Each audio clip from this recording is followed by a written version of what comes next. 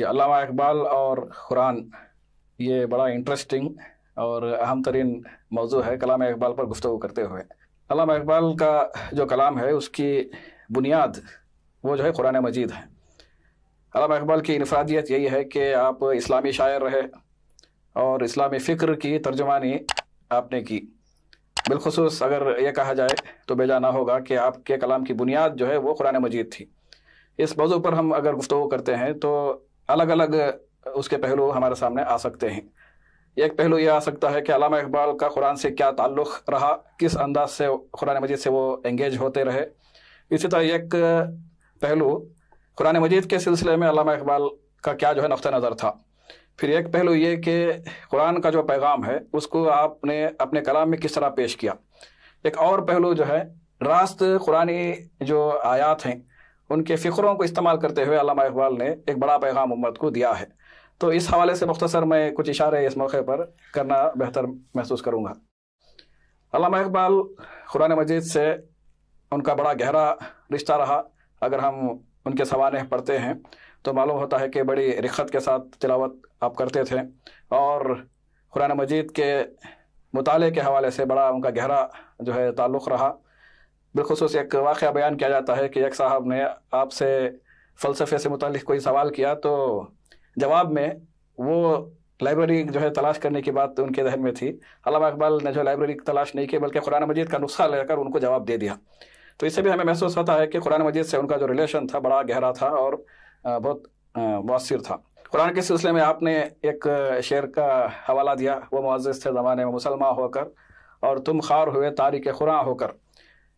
بظاہر ایک شعر ہے لیکن اس شعر کے دو مصروں میں دو الگ الگ آیتوں کی ترجمانی اس میں پائی جاتی ہے۔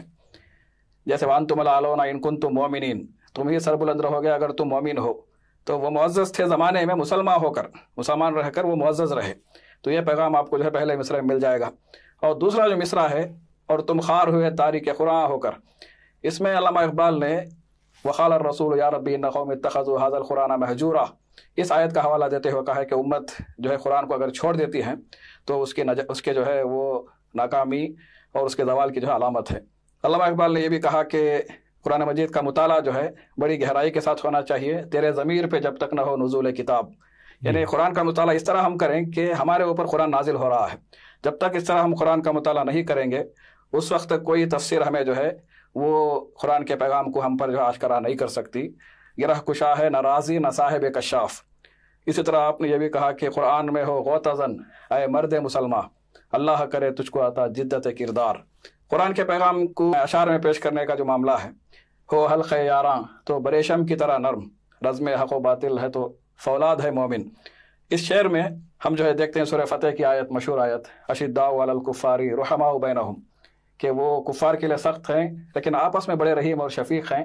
اس کی ترجمانی علامہ اقبال نے اس شعر میں کی ہے۔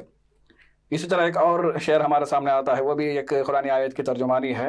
خدا نے آج تک اس قوم کی حالت نہیں بدلی، نہ ہو جس کو خیال آپ اپنی حالت کے بدلنے کا۔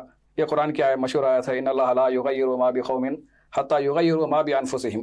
اسی کی ترجمانی علامہ اقبال نے اپنے شعر میں کی ہے۔ کچھ مثالیں راست جو آیتیں ہیں اس کا استعمال کرتے ہوئے آپ دیکھیں گے فارسی کلام میں تو کئی اشعار ہیں لیکن اردو اشعار میں بھی بعض آپ کو جو ہے مثالیں مل جاتی ہیں۔ مثال کے طور پر جو حرف خل العف میں پوشیدہ ہے اب تک، اس دور میں شاید وہ حقیقت ہو نمودار۔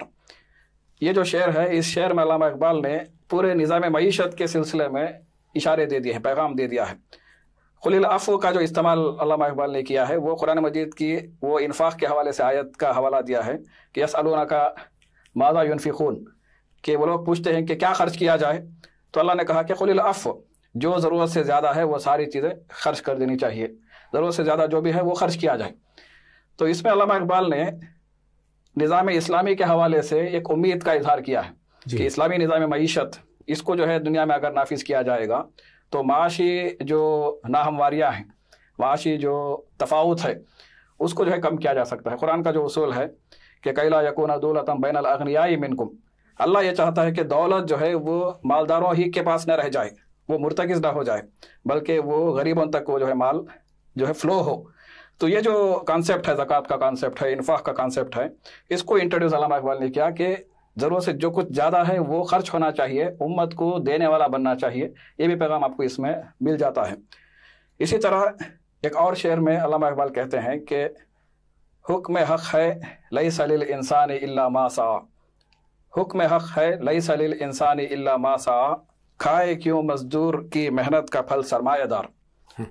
تو یہاں پر بھی ایک آیت کا ریفرنس دیتے ہوئے علامہ اقبال کہتے ہیں کہ ہر انسان کو اپنی کمائی کا بدلہ ملنا چاہیے، تو کسی اور کی محنت کا جو ہے فائدہ کوئی اور کیوں اٹھائے۔ تو اس حوالے سے سرمایہ دارانہ نظام کی جو خرابیاں ہیں اس کی طرف علامہ اقبال نے اس شعر میں آیت کے حوالے سے سمجھایا ہے، اور بھی اس حوالے سے بہت ساری مثالیں ملتی ہیں۔